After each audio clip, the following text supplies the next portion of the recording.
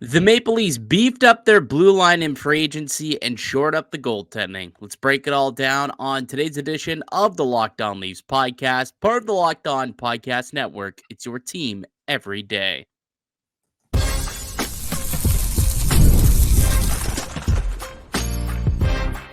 You're Locked On Maple Leafs, your daily podcast on the Toronto Maple Leafs. Part of the Locked On Podcast Network, your team every day.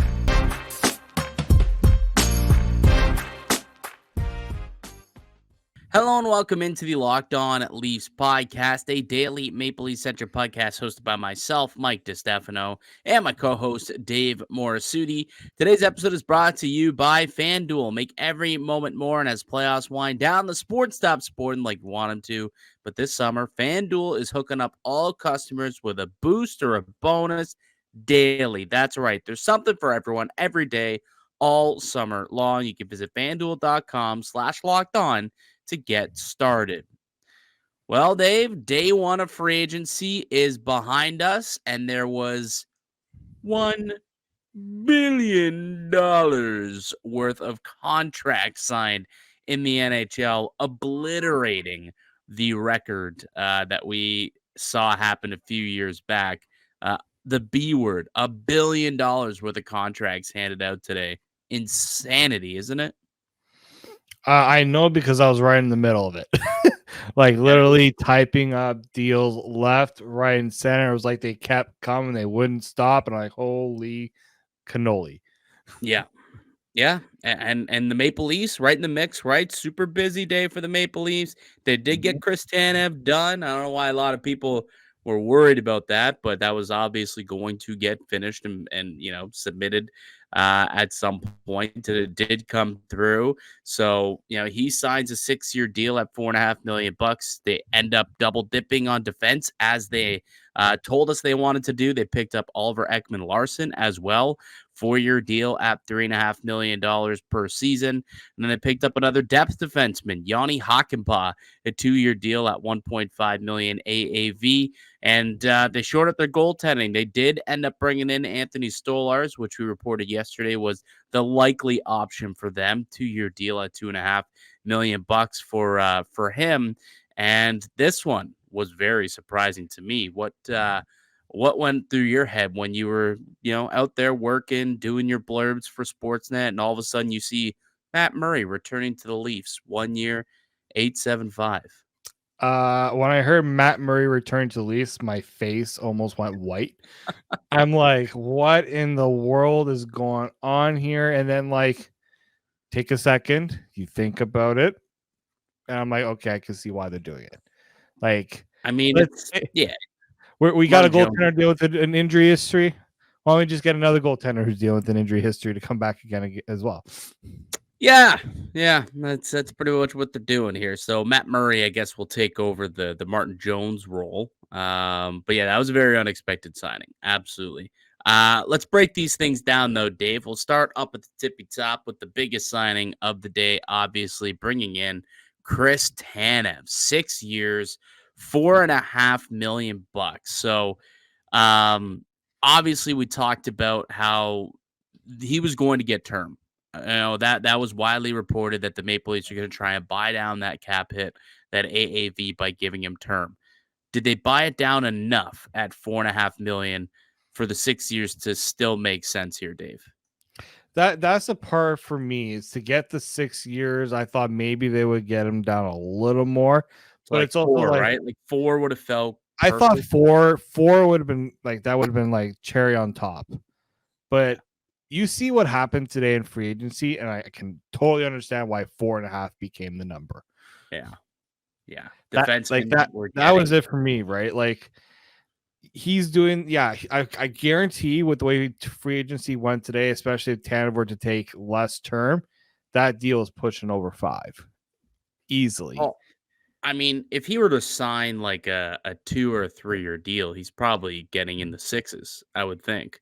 If he were to sign like a market deal for like a 2-year contract for what he'd be worth over the next 2 seasons, I'd imagine it's pushing up into the 6s.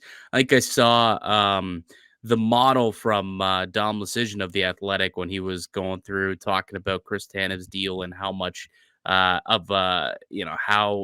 his contract value projects throughout the course of that deal. The first 3 years, apparently, it's expected to be a bonus. I think it's a year one. Based on the value he's projected to give the Maple Leafs this year, it's about a $6.25 million value. I think is the number that was out there, and he's only going to be for 4.5. So that's kind of the thing with Chris Tanev, right? You're going to get hopefully 3 or 4 solid years, and it's going to be well worth the $4.5 million. And we'll see what happens with years 5 and 6. That's a problem for the future Maple Leaf, right? That's an issue that they can deal with at some point. We know that there's really a big 4-year window here with the Leafs right now, right? That's how long you have Austin Matthews locked up and guaranteed to be a Maple Leaf. So if that meant being able to buy Tanev's deal down a little bit to have to extend him a couple of years past that, but maybe give yourself an extra million or $1.5 million in wiggle room to do some other signings, I think it's well worth the deal. I know a lot of people look at it and they're like 6 years for a 34-year-old.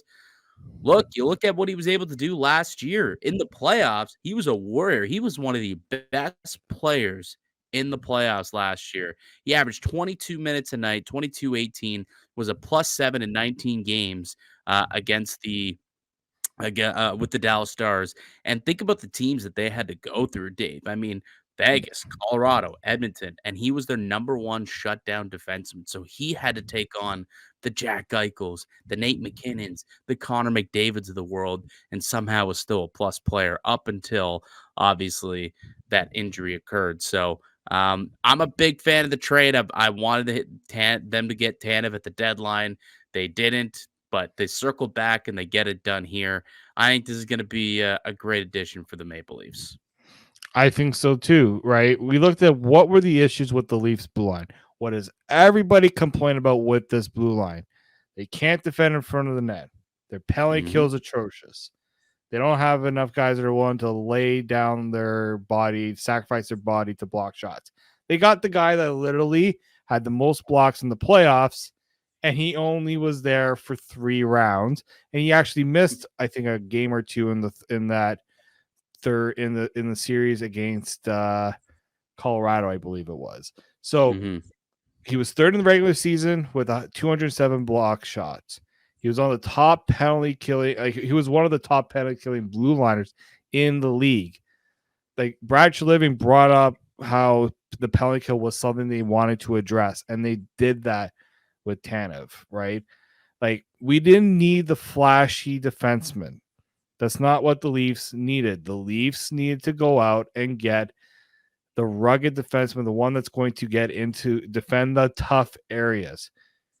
So my thinking is people were also they're the big desire to go out and get Nikita Zadorov. Everybody wanted Zadorov. Chris Tanev is a better defenseman. And that's not even just like metrics. You're showing all the metrics right now. I think this was Mega Chaika. Yeah. Megan Chayka put this out there. I mean, she's obviously the head honcho over at Stathletes, which is a really good analytical company, and they track all of this data here. And if you look at what he did last year, I mean, I'm not so you look at what he did last year. So 202 block shots was good for 5th in the league. Block shots per game was 6th in the league at 2.69.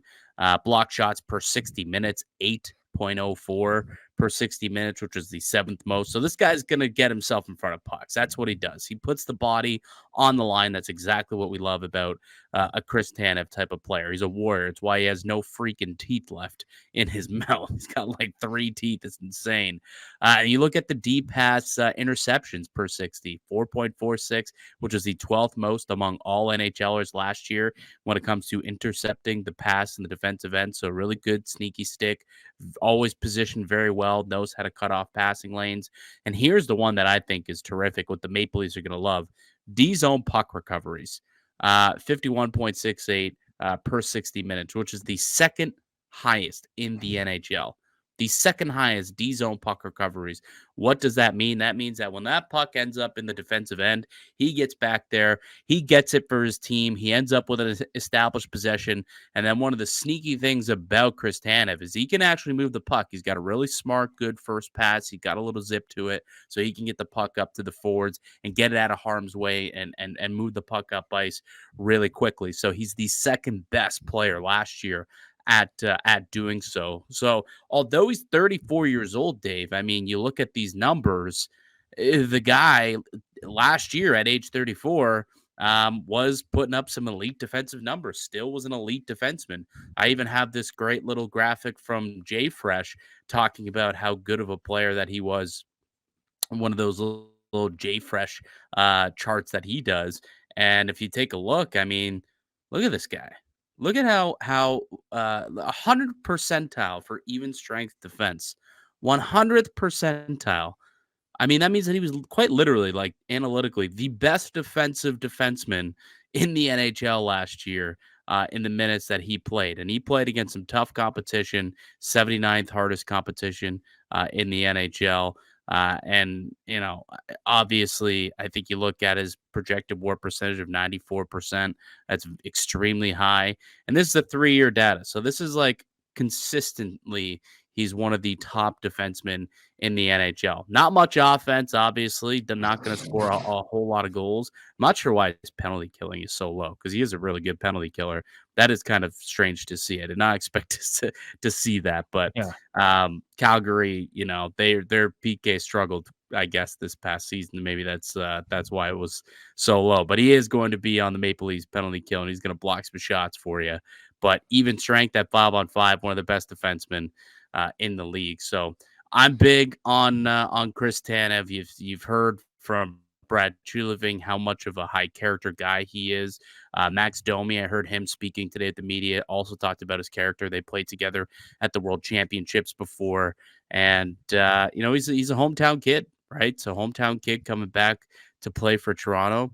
I did hear him, however, say that he grew up a Wings fan, not a Leaf fan, despite being a Toronto native. I'm like, Chris, you didn't have to share that with anyone. No one needed to know. You could have been Tavares 2.0, the hometown kid with the Maple Leaf bed sheets coming back. Now everyone's going to know that you're a Detroit fan. But the Toronto boy comes home, 6 years, $4.5 million, and he'll anchor a top pair with Morgan Rielly. Finally got that stable, steady Eddie defensive partner for Morgan Rielly. I'm excited to see how it all kind of plays out for the Maple Leafs and for Chris Tanev. 3 other big signings made, and then Matt Murray addition as well. Joseph Woll signed an extension today too, so we'll get to do all of those on the other side. It's Mike DiStefano with Dave Morassutti. You're listening to the Locked On Leafs podcast, part of the Locked On Podcast Network. It's your team every day. Today's podcast is brought to you by FanDuel. I love sports. I love them so much. I never want them to stop. But as the playoffs wind down, we get fewer games, and the sports aren't sportsing like I want them to. FanDuel still lets me keep it going whenever I want. All I have to do is open up the app and dream up bets anytime I'm in the mood. And this summer, FanDuel is hooking up all customers with a booster bonus daily.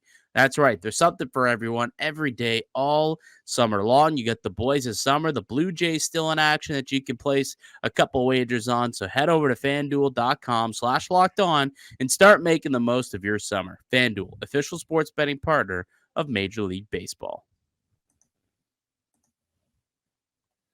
Welcome back into the Locked On at Leafs podcast. Mike DiStefano, Dave Morassutti with you here on the show, as we are each and every weekday, Monday through Friday, here on the Locked On Leafs pod, where you can find it on whichever podcast app you use, and also up on YouTube. All right, let's continue on breaking down the signings the Maple Leafs made today. We'll go next to Oliver Ekman-Larsson, the second largest signing that the Maple Leafs made. Another, tool on the back end to try and help improve the blue line. He signs 4 years, $3.5 million. What was your first impressions of that contract, Dave? A little bit of an eyebrow raise when I saw it. Not the 3.5, more so the 4 years, because he is, 32 years old.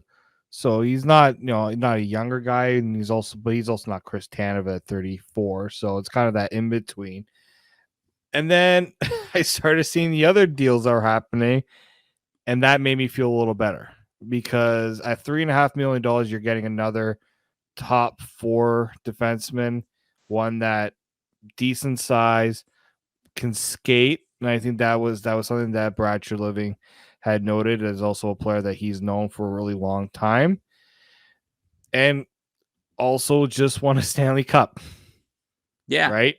Was a big part of that Stanley Cup blue line that helped beat the Edmonton Oilers. So there's a lot going for Oliver Ekman-Larsson. I'm a little surprised he signed in Toronto. Not gonna lie, because he did go and play for a Canadian team. Didn't exactly work out well for him, but I think he'll be a little more sheltered here in Toronto than he was in Vancouver. Yeah, I am curious. Like, do you see OEL as a third pair guy, or you see them maybe trying to see if he can play some top 4 minutes? Like, I did kind of think of that, like OEL or Simon Benoit. Like, who do you think gets the first crack with Jake? I was gonna say Jake Gensel, but no, Jake McCabe. Like, you think we get a crack? Like, do you think we at least get a look at an OEL McCabe in preseason? I think we get a shot at seeing that. I think so. I really do think so. At worst case, it's an OEL Timothy Liljegren third pairing. Yeah, which I don't hate either. No, I mean, obviously you don't hate that. I think it's a little bit more money you want to pay for a guy who's 32 years old, going to be 33 later on this month, and is going to probably be on your third pair. That being said, I mean, he brings nearly 1,000 games of NHL experience, just won a Stanley Cup, rebounded really nicely last year at Florida, 9 goals, 23 points, or 23 assists for 32 points in 80 games, playing over 18 minutes a night. Can play both special teams, though, so he can kill penalties, and he could be another option on the power play. Like, I know he's not the same guy he was when he was in Arizona. Obviously, when he was there, he was a stud, put up like 40, 50 points a year, 10 to 12 goals a season, and was a power play quarterback out there. He's not the same guy, but he gives you another option that, outside of Morgan Riley, if you want someone who's had a lot of success power play or quarterbacking a power play. So that's one thing too. Brings versatility, especially in special teams, and that's kind of what Brad Treliving was talking about when he spoke on the Ekman-Larsson signing. And when it comes to the 4th year, Treliving was asked about that, what made it comfortable going 4 years, and basically came out and said had to give term to get the player. So sounds similar to the Patrick Marleau signing a couple years back, where it was like, well, if you want Marleau, you've got to give him a 3rd year, or else he might go somewhere else. Sounds like OEL was similar. It's like, you want me to come to Toronto, give me that 4th year, and we'll make it happen. Maybe that 4th year bought down the AAV a little. I don't know, obviously, but OEL 4 years. He's only 32. Like, for some reason, it feels like he's been in the league forever, and to only be 32. Like, he'll be, I guess, 36 when the contract is done. Maybe 37, because he'll be 33 actually later this month. But probably going to play out the rest of his career here in Toronto, I would assume, would end up being the case. I do have his J Fresh chart if we want to take a look at it really quickly here. So here's Oliver Ekman-Larsson, what he has done over the last 3 years. 62nd percentile in even strength offense. The defense not so great. So I'd imagine, like we're probably going to see him be a sheltered third pair, as we talked about. So if you put him on a third pair proper, and he's playing against bottom 6 players, not top 6 players, probably going to end up being better off. And this is weighted over 3 years, and when he was in Vancouver, he was deployed as a top 4 guy, which probably the two years he was there definitely impacts and affects that 26th percentile mark that you have for even strength defense. But look at that, 87th percentile in terms of penalty killing. You really love to see that, and that was something that the Maple Leafs clearly saw that was a weakness for this team this year, especially in the postseason, and they needed to address it. So they pick up Chris Tanev, who can kill penalties, Oliver Ekman-Larsson, who can kill penalties, and Jani Hakanpää, who we'll talk about in a second, who also can kill penalties. But I also like the 71st percentile in first assist. Means that OEL can still kind of zip the puck, and he's still can make some plays from the blue line and get the puck into the right hands. And obviously, there's a couple of forwards up there in Toronto that will really benefit from a puck moving player like Oliver Ekman-Larsson. And that's it right there, right? And Treliving did note about the ability to play both left and right side. Yeah, I think the versatility was big there. I think we're all kind of assuming he is going to play on the left side here, at least to start off. And look, I think when you look at the numbers here, yeah, the even strength defensive numbers don't exactly pan out the way you want them to. But I also think of like the role he played, as you mentioned, right? In Florida, it was better. Like I remember when the Leafs played the Panthers, especially early in the season, like he had a really good performance against the Leafs because he was good at moving the puck around. I think the Leafs didn't necessarily have a lot of distributors from the blue line, right? We talked about that being an area where other teams kind of saw that as a weakness for Toronto. Now you got another guy that can, as you said, zip the puck. When the puck is on his stick, you have to account for him on that blue line. So I think that speaks to a little more of a shift in focus as this team wants, and that's to have your defense being not only just more mobile but more engaged with the puck and being able to get them to the forwards. Absolutely. And then I guess the final signing that we saw happen today was Jani Hakanpää. Sorry, there was the final defenseman we saw signed today to help beef up the blue line was a big boy, Jani Hakanpää. 2-year deal, 1.5 million AAVs, 31 years old, 6'6", 225 pounds, and the man hits like a freight truck. 898 hits throughout his career, 453 blocks in just 288 career games. Jani Hakanpää is a Maple Leaf. Thoughts on this signing? I mean, the first thing I was actually really kind of excited to see that one because I knew that Jani Hakanpää is a massive human being. Mm-hmm. And he's a right shot. Mm-hmm. Like how many big right shot defensemen go for $1.5 million? I think part of the reason though that he went for 1.5 and why I was a little concerned is I do know that he had a knee. He's had a couple of knee injuries. I think that scared a few teams off. I know that there was a comment in the I think Steve Simmons or someone in the Toronto Sun kind of said that he might not play again, which I don't think the Leafs are going to go and give a guy a 2-year deal if they don't think he's going to play hockey again. I think they do a little bit of homework on that. This is not a John Klingberg situation. Is it not a John Klingberg situation? Because that was the exact same thing last summer. People didn't think Klingberg was going to play, and they rolled the dice. They took the bet. Turns out, no, actually, he does have a bum knee and can't play anymore.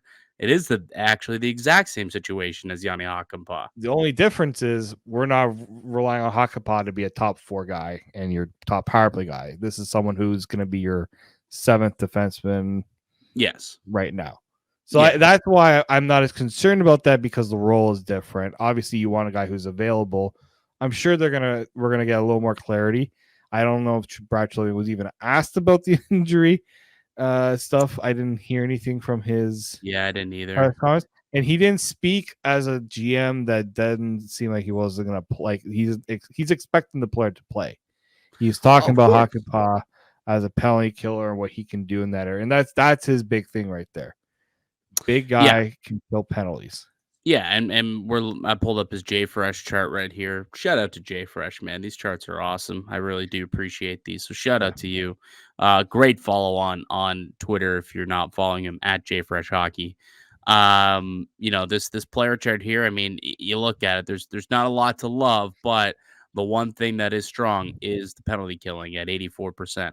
Now, he's coming from Dallas, where he played over the last 3 years. They do have a strong penalty kill in general. So, you could argue like he was maybe propped up a little bit by the great penalty killers around him. But regardless, for a 6th, 7th defenseman, he's someone who can come in and provide you size. It's going to be hard to play against. Hits like an absolute beast. Like I said, puts out what do you say? 898 hits over 288 games. Like it's almost 4 hits a game. Like the guy really does like to get physical.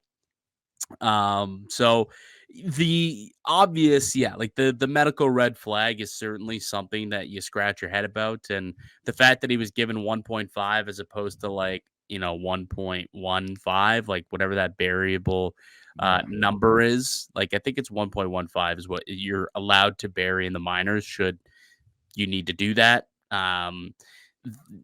Maybe you would have liked him to do that if he's a guy who there maybe wasn't a robust market on because there weren't a lot of teams who felt like he was going to be playing hockey anymore, which again, just a report by Steve Simmons, not anything that's been confirmed or anything. But that is something to certainly kind of scratch your head about. But hopefully he can't play because Hakanpää a couple of years ago before he signed in Dallas, like he was on my radar as a possible Leaf signing. Like I've talked about him on this podcast before, prior to him signing in Dallas as like a free agent target that I liked, and he went on to have a pretty solid career in Dallas prior to the injury that he suffered this past season. But he finally lands in Toronto. He's now 32 years old, and he's had a lot more mileage on his body since then. So we'll see if it can hold up. But if he can be the defenseman he was a couple of years back, then I think the Leafs will be in pretty good shape. Like if you look at his natural stat trick stats for him, they're pretty solid actually. When you look at and you break it down into like his per 60 minutes. Actually, I can share the tab so that we can all take a look at his stats here. So yeah, if we take a look at when he was in Dallas, right here, his expected numbers, expected goals against of 237, expected goals against per 60 last year when he was in Dallas, pretty solid, and they've been solid all throughout his career, really here with the Stars, and then when he was with Carolina and Anaheim. So defensively, quite responsible. Big body, obviously, tough to play against, doesn't give up a whole lot of shots, as you can see here as well. Had a career, I guess not career low, but near career lows, high danger chances against was almost a low. So you kind of like what you see here of Jani Hakanpää. It's a good bet at $1.5 million, I think. What I like especially is all those people who are probably not happy about Zadorov not coming to Toronto.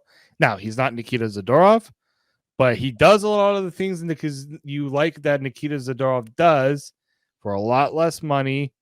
And you know what? A defenseman like Zadorov, who got paid a whole lot of money, I'd rather do the Hakanpää and go and get and like not have to put all your money towards one guy.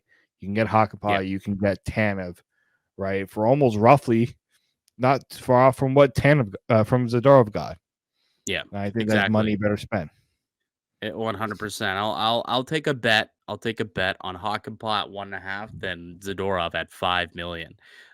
Way too much. Way too much for Nikita Zadorov there. But we'll see. The health is obviously going to play a big factor. If he can stay healthy, I do think that'll be a contract that we'll look at and we'll say, oh, that's a solid deal. Good depth player. Injuries are going to accrue, and Hakanpää will be able to step in and step up in some sort of fashion. So I like the deal. I like the bet.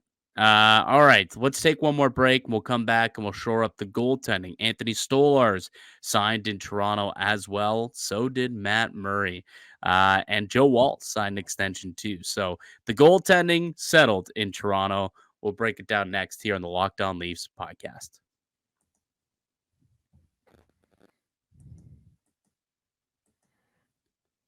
Welcome back into the Locked On Leafs podcast. Mike DiStefano, Dave Morassutti with you, and we're recapping a busy day one of free agency for the Toronto Maple Leafs. They made 5 signings, 3 defensemen, and they brought in Anthony Stolarz. They also brought back Matt Murray on a 1-year deal, and then also extended Joseph Woll a 3-year deal, $3.66 million AAV, making a bet that what they saw from Joe Woll this season is just the start of good things to come. What did you make of the Joe Woll extension at 3 by 3.6?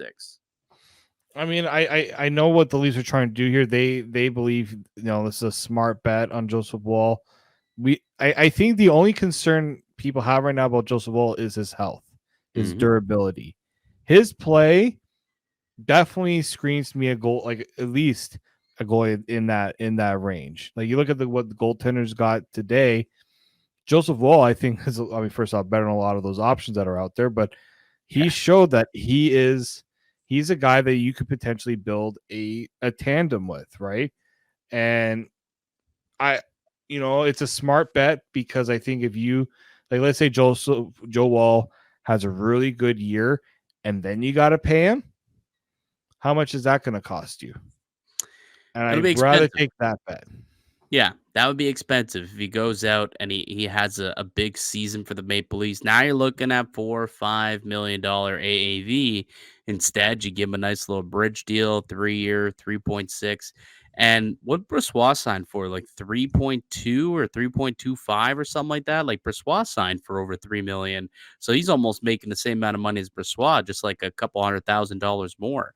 And I think the upside is way, way higher on a guy like Joe Woll. I get it, RFA, UFA, different situation, but in terms of the value that you're going to get out of a goaltender over the next few years, give me Joseph Woll, health assumed. And as Treliving has mentioned a couple of times, when you look at Joseph Woll's injuries, some of them are kind of freak injuries. They're not necessarily chronic back issues or knee issues or groin problems where it's something that could be reoccurring and be a long-term issue. It's like, oh, just a random tweak here and there, kind of unlucky to this point.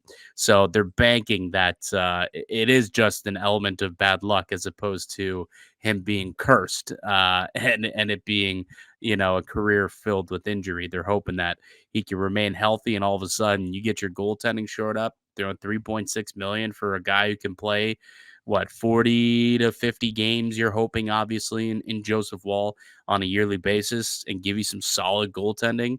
You're going to be happy with that. So I like the bet. It's a solid number. We'll see if he can stay healthy. If so, I think it's a steal of a signing. Anthony Stolarz will be his tandem partner, though. They signed him to a free agent contract today, gave him 2 years at 2.5 million AAV. Anthony Stolarz, not Laurent Brossoit, was the preferred goaltender there. What'd you make of this signing, Dave? Well, a lot better when I saw the Laurent Brossoit deal with Chicago. Like, Yep. I think that's probably where the shift went. As soon as they saw what Brossoit likely was going to get, they went, all right, we'll go and get the guy who was probably one of the better backups when you look at not just the standard numbers, but also the I guess the advanced numbers. Yeah, underlying numbers. I think that was where I was looking for. And look, I get it that he didn't play a lot. He was the backup for Sergei Bobrovsky, a guy who is making over $10 million. You're not going to have hit. You're not doing a 1A, 1B situation with a Sergei Bobrovsky. And like Luke Lasdick was, he played with Stolarz at one point in his career. And he's like, this is a guy that can play more. Like, but he's always been playing behind good goaltenders. Like, you're not going to, that's the some things with some of these players is, you're only going to play what the role expects of you. A backup should play, and when you have a true number one, it's going to play about 25 at most 30 games. So, and I do like the fact that for a big goaltender, he is very athletic. Yeah, super athletic goalie at 6'6", 240 pounds, big boy, but super athletic, and that was something that Brad Treliving talked about. He kind of was hating on the goalie market there for a second, saying, they're not always the most athletic bunch. Not that they're lazy, but not the most athletic bunch. But he did come out and say that Stolarz very athletic. He said he's big, he's athletic. And he was talking about how goaltenders take time to mature in their game, and he thinks that he's done that now, and he's been around elite goaltending, obviously being around Bobrovsky. He was around John Gibson for much of the prime of Gibson's career when he was in Anaheim for a couple of seasons. Obviously, he was in Philly. He was in Edmonton for a little bit. So he's kind of been all around, and he was on the London Knights back in the day, played on the same team as Max Domi and possibly Marner. Actually, I'll double check because I got to pull it up right now. I'm not sure if Marner was on the team 13-14. I'd imagine he was based on that might have been Marner's rookie year. Potentially, but Anthony Stolarz, pretty solid player. I'm looking at the stats provided, but by Stathletes from Megan Chayka. You look at it, had a 920 save percentage last year, which was third in the NHL. You look at the save percentage versus expected, and it was second best in the NHL. So over 2% higher than expected. Goals saved above expectation, 15 goals saved above expectation, the third highest in the NHL among all eligible goaltenders per game. Was the second best. Saved half a goal per game anytime he was in the back of the anytime he was in the crease. So is there a lot of low numbers when you're looking at the NHL ranking? Third, second, fifth, second, right? Inner slot shot save percentage, fifth with an 85% inner slot shot save percentage there. And then the last one is shots through traffic save percentage. So able to kind of fight through traffic thanks to that 6'6" frame that he's got and his good athleticism, allowing him to, kind of quickly react to things. A 957 save percentage on shots through traffic. So you really do like the stats there and the underlying numbers. And for someone who's never really been given a chance to be a starter or play a lot of games in the NHL, you'd imagine Stolarz will welcome the opportunity to play, a hefty amount of games here. I believe the most games that he's ever played in a season, I'm just looking it up, but in the NHL has been 28 a couple of years ago for Anaheim, and then 27 last year for Florida with a 203 goals against and a 925 save percentage. So, he's looking somewhere between 25 to 30 games, and Joseph Woll should take up the rest of that. So that's kind of what you're hoping for out of Anthony Stolarz, and I think it's a good bet. $2.5 million. You've now got the goaltending locked in for, well, I guess Joe Woll's still making like what, 850s, making peanuts. So this year you've got your under 800,000. Yeah, you got your goaltending locked in for like under $3.5 million. You got your goaltending locked in for what it would have cost you for Laurent Brossoit, basically. That was Kyle Dubas's parting gift, at least, was getting that deal signed for Joe Woll. Yeah. And him and Jake. No. Yeah. I think like when you talk about, how teams kind of build their net, like some teams will go out and get that stud elite number one. I know that's something we talked about this team. It would be nice to get it, but those are costing $7+ million a year. The Leafs are banking on a goaltending tandem, as you said, that's going to cost them about just over $3 million. We'll see how it works out. We'll see how it works out. Yeah. Like I'm sure that's going to be something that's going to be talked about between now, training camp, and the season. But considering the amount of money they currently have, paying a lot of money for goaltending probably wasn't the wisest move considering their other needs. Yeah, I mean, if you look, technically the projected cap space right now, they're $794,000 over the $88 million cap ceiling. So they are over the cap right now, so they will have to make some additional moves. They still do need to sign Connor Dewar. We'll see what ends up happening with Nick Robertson. And outside of that, I think those are the only two guys. Yeah, those are the only two guys they still need to sign. And we'll see. I mean, technically, Cade Weber is currently on the roster. So is Connor Timmins. So you send those guys down. You open up and create like roughly $2 million to kind of get those contracts done and dealt with, and it'll make sense by the end of the day. Matt Murray probably also will end up in the minors. That 875 will not count towards the deal. So there's a little bit of money here to still make a depth move. And if I recall, at the end of Brad Treliving's presser, he did say there's a couple of depth moves that are still in the hopper that he's trying to get done. So perhaps we'll have some more signings tomorrow to talk about. If you recall, it wasn't until July 2nd, well, I guess today, by the time everyone's listening, it wasn't until July 2nd we saw him make the splash to bring in Domi and Bertuzzi. Now, I don't expect for big signings like that, but I would imagine over the next couple of days, we'll see a couple of these depth veteran forward signings, I would imagine, kind of come through, because not a single forward was signed by the Maple Leafs today. I would imagine that will change at some point with at least a depth forward signing or two, even if it's a tweener, AHL, NHL type of guy. I'd imagine that we'll see, a couple of those dudes sign over the next couple of days. So make sure you are subscribed to the Locked On Leafs podcast so we can update you guys on every single move made throughout the offseason. We'll get into all the other deals that went down today, the craziness that was free agent frenzy, $1 billion spent throughout the league on total player contracts. We can get more into around the league stuff on tomorrow's show. But that'll do it for us here today on the podcast. I'd like to thank you all for listening and supporting the show. You can subscribe to the Locked On Leafs podcast on all platforms and receive daily Leafs content. Follow myself on X at Mickey_Canuck. Follow Dave at _Morassutti, and follow the show as well at Locked On Leafs. We'll be back with another episode for you guys tomorrow. Until then, keep it locked right here on Locked On Leafs.